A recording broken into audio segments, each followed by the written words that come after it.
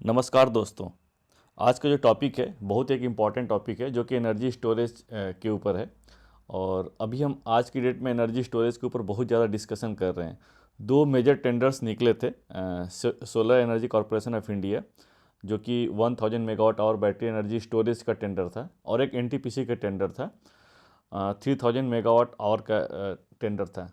तो बेसिकली दोनों में रेट का काफ़ी डिफरेंस रहा, तो इस पर काफ़ी डिस्कशन होता रहा मीडिया में कि आखिर एक्चुअल क्या रीज़न है कि जिसकी वजह से दोनों में डिफरेंस रहा। तो ये टॉपिक जो है, आज का टॉपिक उसी के ऊपर है कि हम दोनों टेंडर्स के बारे में डिस्कस करेंगे, कंपेयर करने की कोशिश करेंगे क्या डिफरेंस है और क्या रीज़न रहा उसके बारे में, कि जिसकी वजह से दोनों में जो टैरिफ जो निकल के आया है, जो बैटरी कैपेसिटी चार्जेज या एनर्जी स्टोरेज चार्जेज का जो रेट निकल के आया है मंथली बेसिस पे, एनुअल बेसिस पे, उसका क्या मेजर रीज़न रहा है, तो हम समझने की कोशिश करते हैं। सबसे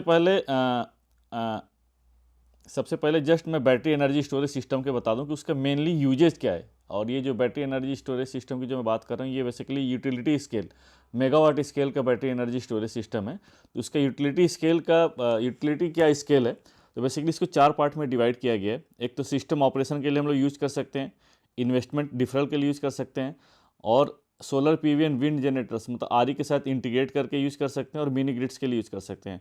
तो सिस्टम ऑपरेशन की जो बात की गई है, तो बेसिकली इसको तीन पार्ट में डिवाइड किया गया। फ्रीक्वेंसी रेगुलेशन के लिए यूज़ कर सकते हैं, फ्लेक्सिबल रैंपिंग के लिए यूज़ कर सकते हैं, ब्लैक स्टार्ट सर्विसेज के लिए यूज़ कर सकते हैं। इन्वेस्टमेंट डिफरल्स की जो बात है, उसमें basically energy shifting and capacity investment deferral, transmission distribution congestion relief, और जो आरई की बात कर रहे हैं उसमें रिड्यूस आरई कर्टेलमेंट और कैपेसिटी फर्मिंग, और मिनी गेट्स में जो बात कर रहे हैं उसमें यह कि reduced Reliance and diesel generators. मैं बहुत ज़्यादा इसमें डिटेल में नहीं जा रहा हूँ, इसके लिए एक मैं अलग से टॉपिक मैं कवर करूँगा। बट जो आज का टॉपिक है वो दोनों टेंडर्स के कंपैरिजन की बात हो रही है। तो हम स्टार्ट करते हैं। जो सेकी का टेंडर था, और जो एनटीपीसी रिन्यूएबल एनर्जी लिमिटेड ने जो basically NTPC renewable energy limited it is the 100% subsidiary company of NTPC limited, जो कि रिन्यूएबल एनर्जी के लिए स्पेशली बनाई गई है। तो हम बात करते हैं जो आरएफएस का जो डिस्क्रिप्शन था क्या था। तो आप देख सकते हैं सेकी का जो डिस्क्रिप्शन था, request for selection document for setting up of pilot project of 500 megawatt oblique 1000 megawatt hour stand alone battery energy storage system in India under the tariff based global competitive bidding. तो global competitive bidding था, और आप इसकी capacity देख सकते हैं। Capacity इसकी battery storage capacity 1000 megawatt hour थी, और जो इसका डिस्चार्ज या चार्जिंग और डिस्चार्जिंग जो कैपेसिटी है one at a time 500 megawatt थी। और ये बैटरी है, stand alone battery energy storage system है। अगर हम एनटीपीसी की बात करते हैं तो एनटीपीसी क्या बोल रहा है कि selection of developers for ISTS connected energy storage solution. देखिए यहाँ पर सेकी के टेंडर में क्या था कि बैटरी एनर्जी स्टोरेज सिस्टम है, यहाँ पर क्या है कि एनर्जी स्टोरेज सिस्टम। तो एनर्जी स्टोरेज सिस्टम आज के डेट में बहुत सारे हैं, और मेनली जो डोमिनेंट हैं अगर हम इंडिया की बात करें तो जैसे कि बैटरी एनर्जी स्टोरेज सिस्टम है जो कि लिथियम आयन आज की डेट में डोमिनेंट है, वो हो गया। अगर नॉर्मल जाते हैं तरीके से तो पंप स्टोरेज जो है उसकी हम बात कर रहे हैं, और पंप स्टोरेज टेक्नोलॉजी भी बहुत मेच्योर टेक्नोलॉजी है, बहुत पुरानी टेक्नोलॉजी है। तो एनर्जी स्टोरेज सिस्टम वो भी है। तो ये जो एनटीपीसी बोल रहा है इसमें बैटरी स्पेसिफिक नहीं है, ये एनर्जी स्टोरेज स्पेसिफिक है, और ये डेवलपर की रिस्पॉन्सिबिलिटी है वो किस में लगाता है ये। तो आप इसमें देख सकते हैं कि selection of developers for ISTS connected energy storage solutions आप 3000 megawatt hour with 500 megawatt minimum, मतलब चार्जिंग और डिस्चार्जिंग जो कैपेसिटी मिनिमम होगी आपकी 500 मेगावाट की कैपेसिटी एनीवेयर इन इंडिया। ये प्रोजेक्ट हम लोग कहीं भी लगा सकते हैं। तो ये जो सेकी में लोकेशन स्पेसिफिक प्रोजेक्ट है, और एनटीपीसी का जो है लोकेशन स्पेसिफिक प्रोजेक्ट्स नहीं है, ये डेवलपर की रिस्पॉन्सिबिलिटी है। जो टेंडर इशू हुआ था सेकी का, ये अप्रैल 2022 में इशू हुआ था, और जो एनटीपीसी का टेंडर इशू हुआ था जनवरी 2022 में इशू हुआ था। टोटल प्रोजेक्ट कैपेसिटी और मिनिमम कैपेसिटी का मतलब ये है कि इस जो डेवलपर है कम से कम इतना मिनिमम कैपेसिटी उसको कोट करना पड़ेगा। तो जो मिनिमम कैपेसिटी इसमें डिफाइंड है वो आपकी है 250 मेगावाट ऑब्लिक 500 मेगावाट आवर। तो मतलब आप ऐसा समझ सकते हैं कि 250 मेगावाट ऑब्लिक 500 मेगावाट आवर के दो प्रोजेक्ट हैं बेसिकली। तो एक प्रोजेक्ट के लिए जो बीडर मिनिमम जो बीडर है मिनिमम एक प्रोजेक्ट के लिए तो कोट तो कर ही सकता है, चाहे तो वो दो प्रोजेक्ट के लिए भी कोट कर सकता है, जिसकी total capacity 500 megawatt oblique 1000 megawatt hour. ये 500 मेगावाट ऑब्लिक 1000 मेगावाट आवर को हम लोग समझ लेते हैं होता क्या है। 500 मेगावाट का मतलब ये होता है कि one at a time capacity कितना डिस्चार्ज कर सकती है, या या बैटरी जो है वन एट ए टाइम कितना चार्ज कर सकती है। मतलब हम ऐसा समझते हैं कि अगर 500 मेगावाट अगर one at a time discharge करेगी तो टोटल 2 घंटे का स्टोरेज कैपेसिटी होगा 1000 मेगावाट आवर में। आप हम ऐसा समझ सकते हैं। वहीं अगर एनटीपीसी का हम स्टोरेज कैपेसिटी की बात करें तो इसमें जो टोटल स्टोरेज कैपेसिटी एनटीपीसी की थी कितनी थी 3000 megawatt hour with 500 megawatt minimum. मतलब कैपेसिटी जो एनर्जी स्टोरेज की जो बात हो रही है एनटीपीसी में, ये वन एट ए टाइम कितना डिस्चार्ज कर सकती है 500 मेगावाट, जिसमें कि टोटल कैपेसिटी 3000 मेगावाट आवर है। तो मतलब ये है कि 6 घंटे का स्टोरेज है। आप देख सकते हैं कितने घंटे का स्टोरेज है, 6 घंटे का स्टोरेज है। और सेकी वाले में कितने घंटे का स्टोरेज है, 2 घंटे का स्टोरेज है। अगर हम लोग डिस्चार्ज कम करेंगे तो स्टोरेज कैपेसिटी बढ़ जाएगी। मान लीजिए अगर 500 मेगावाट की जब हम 100 मेगावाट डिस्चार्ज करते हैं, लेकिन तो वहाँ पर कितने घंटे की स्टोरेज कैपेसिटी हो जाएगी, 10 घंटे की स्टोरेज कैपेसिटी हो जाएगी। लेकिन जो सिस्टम इन बिल्ड करना है वो 500 मेगावाट के इक्विवेलेंट बनाना है। सेम वैसे ही एनटीपीसी का है। अब जैसे हम उसमें मिनिमम कैपेसिटी की बात कर रहे थे, जैसे मिनिमम कैपेसिटी कितनी 100 मेगावाट मिनिमम कैपेसिटी है। तो इसका मतलब ये है कि जो टोटल जो प्रोजेक्ट्स इसमें जो बन सकता है एनटीपीसी वाले में, टोटल 6 प्रोजेक्ट बनेगा आपका, 5 प्रोजेक्ट बनेगा आपका 100 मेगावाट ऑब्लिक 600 मेगावाट आवर। तो जो एक डेवलपर जो कोड करेगी जो डेवलपर कोड करेगा कैपेसिटी, वो कम से कम एक कैपेसिटी कोड करेगा। वो एक कैपेसिटी कितनी है आपकी 600 मेगावाट आवर ऑब्लिक 100 मेगावाट। और डेवलपर चाहे तो 2 प्रोजेक्ट कर सकता है, 3 प्रोजेक्ट कर सकता है, 4 प्रोजेक्ट कर सकता है, लेकिन बट मिनिमम कैपेसिटी की कितनी कोड करनी पड़ेगी 600 मेगावाट आवर ऑब्लिक 100 मेगावाट। हम बात करते हैं पर्पज ऑफ स्टोरेज। तो ये बहुत ज़रूरी है पर्पज स्टोरेज, क्योंकि दोनों का आप देख सकते हैं कि सेकी वाले में 2 घंटे का स्टोरेज है और एनटीपीसी में 6 घंटे का स्टोरेज है। ये जो स्टोरेज कैपेसिटी डिफाइन की गई है इसी पर्पज से डिफाइन की गई है, किस रिक्वायरमेंट के हिसाब से बनाई गई है। तो SECI has received interest from prospective buying entities across the countries to utilize energy storage system on a on-demand basis suited to their requirement during peak and off-peak hours। ये पीक आवर्स के time पे मतलब वो क्या करेंगे, discharge करेंगे। Off peak के time पर ये क्या करेंगे, चार्ज करेंगे। लेकिन अगर मैं बता दूं जो कि मीडिया रिपोर्ट है, चाहे जो भी अगर देखा जाए, तो इसमें जो सेकी ने जो टेंडर्स निकाला है बेसिकली जो रीजनल लोड डिस्पेंस सेंटर है ये उसके बिहाफ पे निकाला था। इसका मतलब ये है कि इसमें जो ग्रिड ऑपरेटर है ये कस्टमर है। तो ग्रिड ऑपरेटर बेसिकली किस पर्पज़ के लिए लेगा, तो एंसिलरी सर्विसेज या हम ऐसा बोल सकते हैं कि फ्रीक्वेंसी रेगुलेशन के लिए ले सकता है, तो जिसमें फास्ट चार्जिंग डिस्चार्जिंग करनी पड़ेगी। तो इसलिए यहाँ पर जो सेकी ने टेंडर निकाला है बैटरी एनर्जी स्टोरेज सिस्टम का निकाला है और 2 घंटे का स्टोरेज लिया है, क्योंकि यहाँ पर फास्ट चार्जिंग और डिस्चार्जिंग का पर्पज़ है। वहीं अगर हम एनटीपीसी की बात करते हैं तो एनटीपीसी में देखिए क्या किस पर्पज़ के लिए निकाला गया, तो to store solar wind power to make it RERTC renewable energy round the clock. तो ये बेसिकली ये स्टोरेज कैपेसिटी के लिए ले रहा है। और जो इसके बहुत सारे एनटीपीसी के जो प्रोजेक्ट्स हैं जिसमें कि सोलर और विंड कैपेसिटी ऑलरेडी है, उनके साथ इसको क्लब करके RERTC प्रोजेक्ट्स बनाना है। तो बेसिकली ये स्टोरेज पर्पज़ के लिए काम करेगा, ना कि फास्ट चार्जिंग और डिस्चार्जिंग के लिए इसका पर्पज़ है। ये जो है it's will utilize the above energy storage facility on a on demand basis suited to its requirement during the peak and off peak hours to meet its RERTC power requirement. देखिए दोनों जो है storage के लिए ही ले रहे हैं और पीक और ऑफ पीक की बात कर रहे हैं, लेकिन यहाँ पर जो सेकी का जो पर्पज़ है यहाँ पर फास्ट चार्जिंग और डिस्चार्जिंग चाहिए, क्योंकि यहाँ पर जो कस्टमर है वो RLDC है, लेकिन यहाँ पर फास्ट चार्जिंग और डिस्चार्जिंग का फिनोमिना नहीं है, मतलब स्टोरेज कैपेसिटी ज़्यादा चाहिए। प्रोजेक्ट डेवलपर नॉमेनक्लेचर, तो यहाँ पर जो प्रोजेक्ट डेवलपर नॉमेनक्लेचर का मतलब ये है कि जो प्रोजेक्ट डेवलप करेगा उसको बोला गया battery energy storage system developer BESSD। और यहाँ पर जो एनटीपीसी में जो बोला गया उसको बोला गया energy storage developer. Mode of development का मतलब ये है कि आप समझ सकते हैं इसमें एग्जांपल से build own operate and transfer basis. इसका मतलब ये है कि जो प्रोजेक्ट डेवलपर सेलेक्ट होगा वो बैटरी एनर्जी स्टोरेज सिस्टम बनाएगा, उसको ओन करेगा, फिर उसको ऑपरेट करेगा, एक सर्टेन पीरियड के बाद फिर उसको ट्रांसफ़र कर देगा। मतलब इसमें जो सर्टेन पीरियड की जो बात की गई है सेकी में 12 साल की बात की गई, तो 12 साल के बाद एक टेक्निकल पैरामीटर जो भी डिफाइन किया गया उस टेक्निकल पैरामीटर को सर्टेन करने के बाद फिर सेकी को ट्रांसफ़र कर देगा। लेकिन इस वाले एनटीपीसी वाले केस में क्या है कि build own and operate basis, मतलब इसमें ट्रांसफ़र करने की बात नहीं की गई। जो प्रोजेक्ट डेवलपर जो प्रोजेक्ट डेवलप करेगा उसको बनाएगा, ओन करेगा और ऑपरेट करेगा।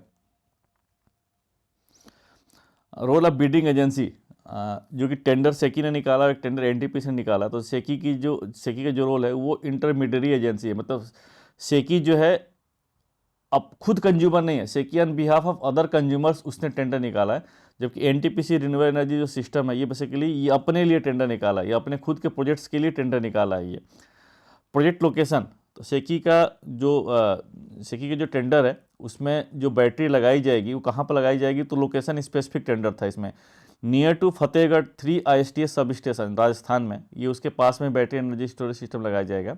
बट एनटीपीसी वाले टेंडर में ये it is up to the developer कि वो प्रोजेक्ट कहीं भी लगा सकता है, एनीवेयर इन इंडिया। बट इसमें सजेशन ये दिया कि it is recommended to develop the battery energy storage project by energy storage system developer within or adjacent to NTPC renewable energy limited's upcoming solar park solar projects premises identified for REITC। But इसमें बोला गया कि अगर ये better होगा कि आप जो एनटीपीसी के जहाँ पर प्रोजेक्ट्स आ रहे हैं उसके आसपास ही अगर स्टोरेज सिस्टम लगाता है तो ये बेटर होगा। बट ये बाइंडिंग नहीं है डेवलपर के ऊपर, डेवलपर कहीं भी लगा सकता है। ये एक बहुत इंपॉर्टेंट पीरियड जो पॉइंट है PPA पीरियड, इसमें देखिए जो सेकी वाले टेंडर में जो एग्रीमेंट होगा वो 12 साल के लिए होगा, बट एनटीपीसी वाले में जो एग्रीमेंट है 25 साल के लिए। बहुत सिग्निफिकेंट पैरामीटर है ये। उसमें जो डेवलपर जो सिस्टम लगा रहा है 12 साल के लिए लगाएगा, और एनटीपीसी वाले सिस्टम में कितने साल के लिए लगाएगा, 15 साल के लिए लगाएगा। और जो 12 साल के बाद लगाएगा, 12 साल के बाद फिर फर्दर जो सिस्टम है वो ट्रांसफ़र कर दिया जाएगा सेकी को। इसमें ट्रांसफ़र करने की बात नहीं है, इसमें जो डेवलपर जो है 25 साल तक मेंटेन करेगा, फिर उसके बाद वो एग्रीमेंट का पार्ट है कि फर्दर उसको कंटिन्यू करना है नहीं करना है। बट फिर उसके बाद 25 साल के बाद फिर ओनरशिप डेवलपर के पास ही रहेगी। तो इसमें 12 साल का पीरियड है, इसमें 25 साल का पीरियड है। टाइप ऑफ टेक्नोलॉजी, इसमें टाइप ऑफ टेक्नोलॉजी एग्नोस्टिक है। बैटरी की बात की गई है, लेकिन इसमें क्या है, उस पैरामीटर को मेंटेन करना है जो सेकी का पैरामीटर है जो RFS में दिया हुआ है, उस पैरामीटर को मेंटेन करना है। लेकिन इसमें कहीं भी ये नहीं बोला गया कि आप लिथियम आयन बैटरी लगाइए चाहे किसी और टेक्नोलॉजी का लगाइए, नहीं, it is responsibility of developer कि वो कौन सी टेक्नोलॉजी लगाता है। सेम एनटीपीसी वाले में बात की गई है कि एनर्जी स्टोरेज सिस्टम, इसमें और ज़्यादा ब्रॉडर व्यू दिया गया है। Broader view in the sense कि मतलब इसमें कहीं भी बाइंडिंग ही नहीं है कि आप पंप स्टोरेज लगाओगे या बैटरी स्टोरेज लगाओगे, नहीं, ये आपकी रिस्पॉन्सिबिलिटी है, डेवलपर की रिस्पॉन्सिबिलिटी है। अब हम इवेल्युएशन बिड का जो क्राइटेरिया इवेल्युएशन हम किस बेसिस पर करेंगे, जो डेवलपर है कैसे कोट करेगा। तो जो सेकी का टेंडर उसमें जो कोटेशन है वो इस बेसिस पे मांगा गया है कि जो चार्जेस पर मेगावाट पर मंथ, मतलब इस बेसिस पे मांगा गया है कि आप जो डेवलपर कोट करेगा क्या कोट करेगा, तो ये दिखेगा कि मतलब कितना आप रुपीज़ लेंगे 1 मेगावाट कैपेसिटी के लिए और मंथ वाइज कितना लेंगे। तो 1 मेगावाट के साथ साथ कितना स्टोरेज कैपेसिटी उसमें है, 2 मेगावाट आवर। सेम एनटीपीसी की अगर हम लोग बात करें तो एनटीपीसी वाले में स्टोरेज पर मांगा गया है कि कितना रुपया लेंगे आप पर मेगावाट आवर पर ईयर, और एक फैक्टर लगाया गया 1 प्लस एडजस्टमेंट का फैक्टर इसलिए लगाया गया कि इसका बहुत बड़ा रीज़न है, क्योंकि इसमें स्टोरेज पर कहीं बात नहीं की गई कि जो भी स्टोरेज कैपेसिटी लगेगी वो किस टेक्नोलॉजी का होगा। बैटरी हो सकता है, अगर ब्रॉडर बात करें जो आज की डेट में जो इंडिया में खासकर जो वायबल है, एक तो lithium ion battery energy storage system चल रहा है यूटिलिटी स्केल में, दूसरा जो है पंप स्टोरेज चल रहा है। लेकिन अगर दोनों की राउंड ट्रिप एफिशिएंसी की हम लोग बात करें तो बैटरी का जो है हर साल डिग्रेड होता जाता है। मान लीजिए अगर राउंड ट्रिप एफिशिएंसी जो है AC to AC 90% है, और हर साल हालांकि सेकी के टेंडर में 97.5% बात की गई है, और हर साल 2.5% का डिग्रेडेशन फैक्टर है। तो आप देख सकते हैं कि जो एफिशिएंसी है जो है वो इनिशियल ईयर में ज़्यादा है, फिर बाद में धीरे धीरे कम हो जाती है। लेकिन अगर हम पंप स्टोरेज की बात करें तो पंप स्टोरेज में बहुत ज़्यादा चेंजेस नहीं होता है, और जो इसमें एफिशिएंसी की बात की जाती है पंप स्टोरेज में जनरली जो लॉसेस है हम बोल सकते हैं 25% के आसपास लॉसेस लिया गया। इसलिए फैक्टर एडजस्टमेंट में बता रहा हूँ कि एडजस्टमेंट का फैक्टर क्यों दिया गया है। कोई भी अगर बिडर है अगर कोट करता है तो एडजस्टमेंट फैक्टर कितना लेगा, मतलब अगर बैटरी लगा रहा है तो क्या फैक्टर लेगा उस अपने हिसाब से लेगा, और अगर पंप स्टोरेज लगा रहा है तो क्या फैक्टर लेगा। तो एडजस्टमेंट डिफाइन किया गया है कि एडजस्टमेंट क्या चीज़ है। NPV net present value of year wise energy losses due to energy storage system found round trip AC energy conversion efficiency measured at the measuring point accounted as year wise recurring cost.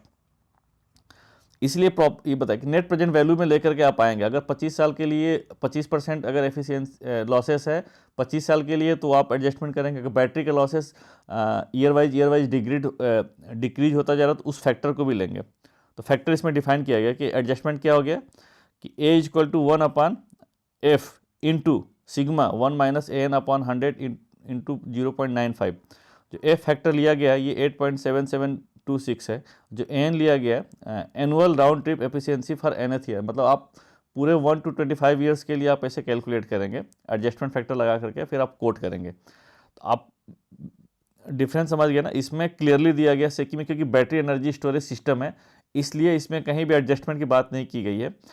जो NTPC वाले में है इसमें adjustment की बात इसलिए की गई कि बैटरी का जो है एफिशिएंसी आप ईयर टू ईयर वेरी करेगा, और अगर स्टोरेज में जाते हैं, पंप स्टोरेज में जाते हैं तो बहुत ज़्यादा वेरी नहीं करेगा, अप्रॉक्सीमेटली वही रहता है, और जनरली जो होता है 25% का लॉसेस होता है। सिलेक्शन प्रोसेस दोनों में रिवर्स ऑक्शन के थ्रू है। कनेक्टिविटी विद द ग्रिड, ये दोनों केसेस में डेवलपर की रिस्पॉन्सिबिलिटी है, और इसमें डिफाइन भी किया गया कि मिनिमम वोल्टेज पर आपको कितना इंटरकनेक्ट करना पड़ेगा। ISTS कनेक्टेड होगा, उसमें भी वही है सेम, ISTS सब स्टेशन पर कनेक्ट करना पड़ेगा। Connection to nearest sub station, जो नियरेस्ट सब स्टेशन से कनेक्शन करने की रिस्पॉन्सिबिलिटी भी जो डेवलपर की होगी, और दोनों केस में डिफाइन किया गया है। Responsibility of battery energy storage system devices developer and all other activities related to this, इसमें भी सेम वैसे ही है, वो डेवलपर की रिस्पॉन्सिबिलिटी है।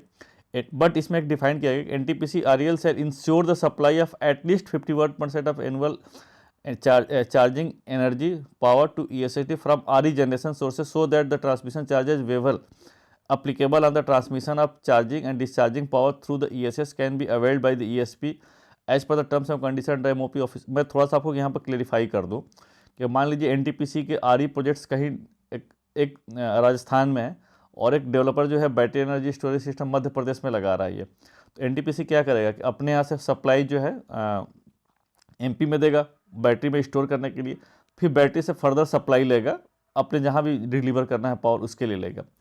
तो अब NTPC MOP का नोटिफिकेशन ये है कि अगर हम मोर देन 51% से अगर हम लोग चार्ज करते हैं, तो उस केस में जो वो जो चार्ज करेंगे वो RE पावर अगर होती है, तो उस केस में जो वेवर होगा वो वेवर क्या वेव्ड ऑफ हो जाएगा।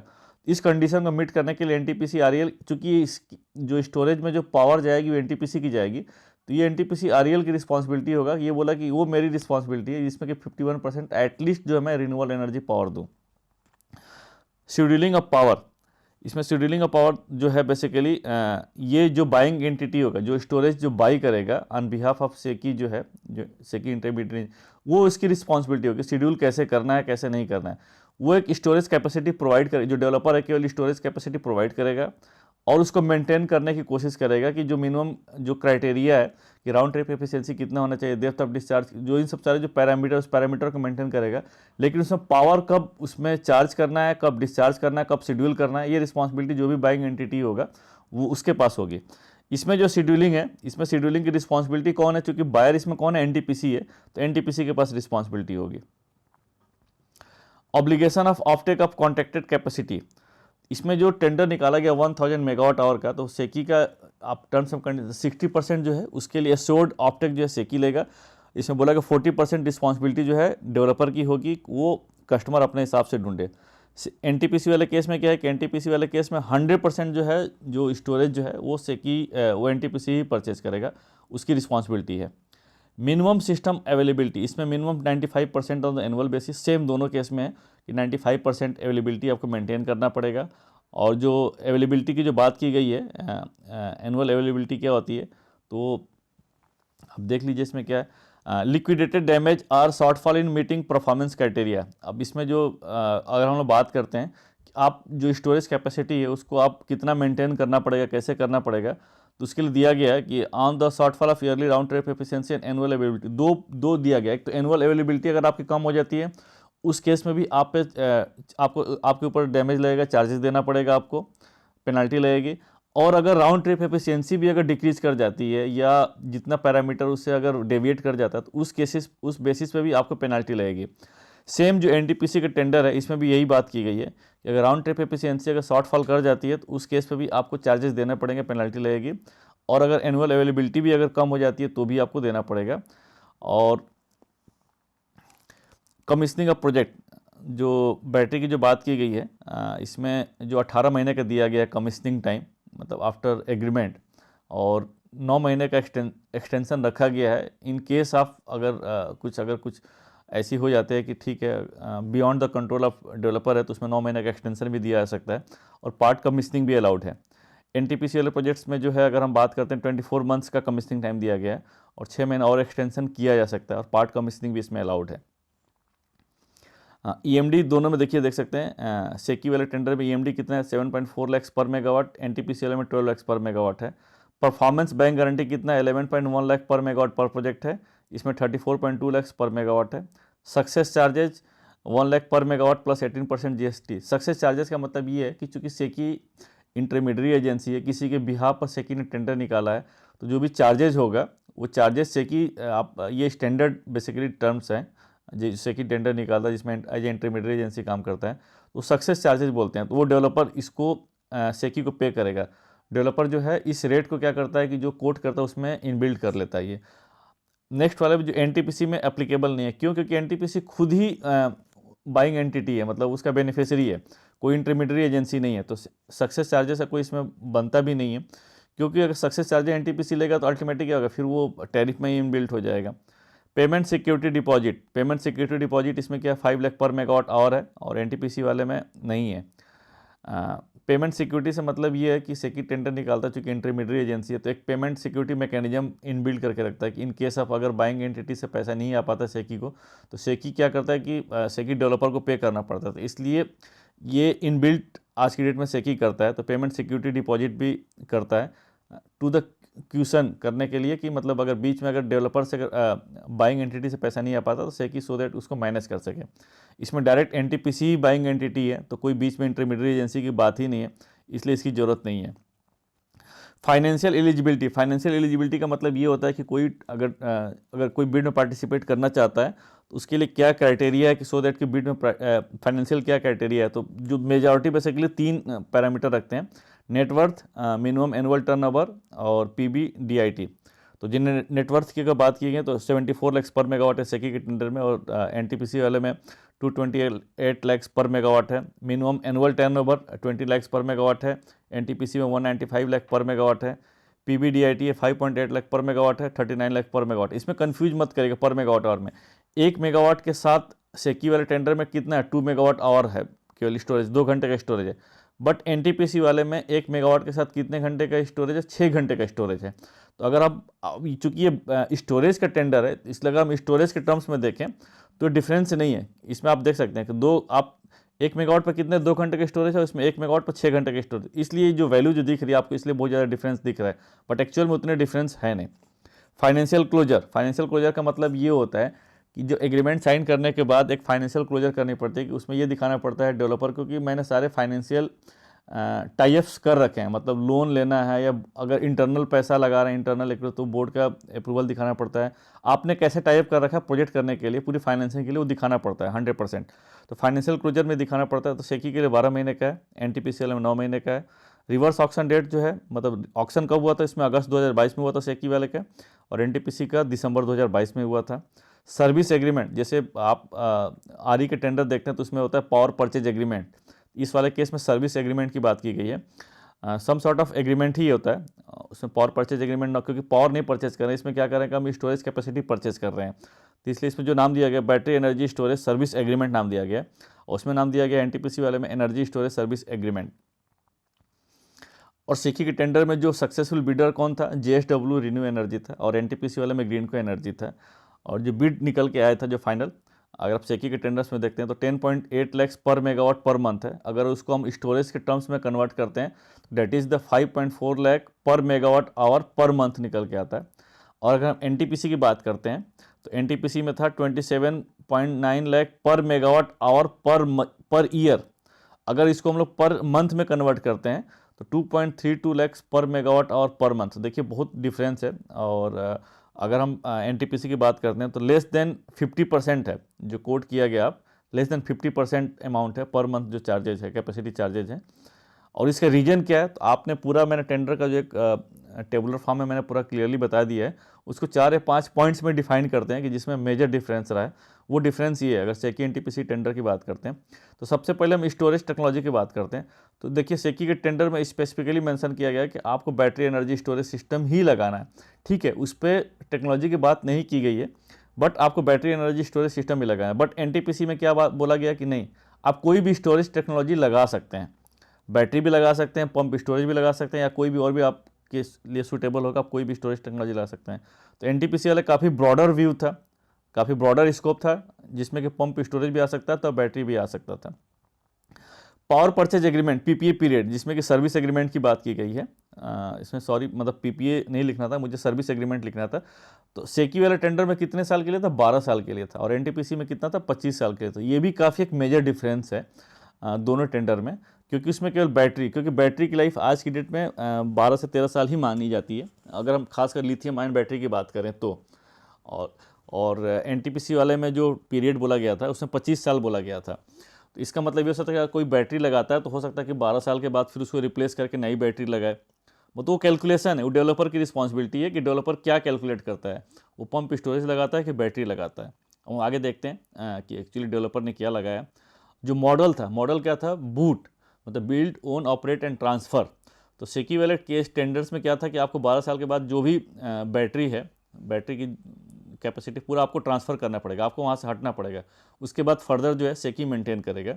बट एनटीपीसी वाले केस में ऐसा नहीं है, एनटीपीसी में केवल ऑपरेट लेवल तक है 25 साल तक, उसके बाद वो जो रिस्पॉन्सिबिलिटी है वो डेवलपर के पास ही रहेगी, जो ओनरशिप है डेवलपर के पास ही रहेगी। तो ये भी एक मेजर डिफरेंस रहा है।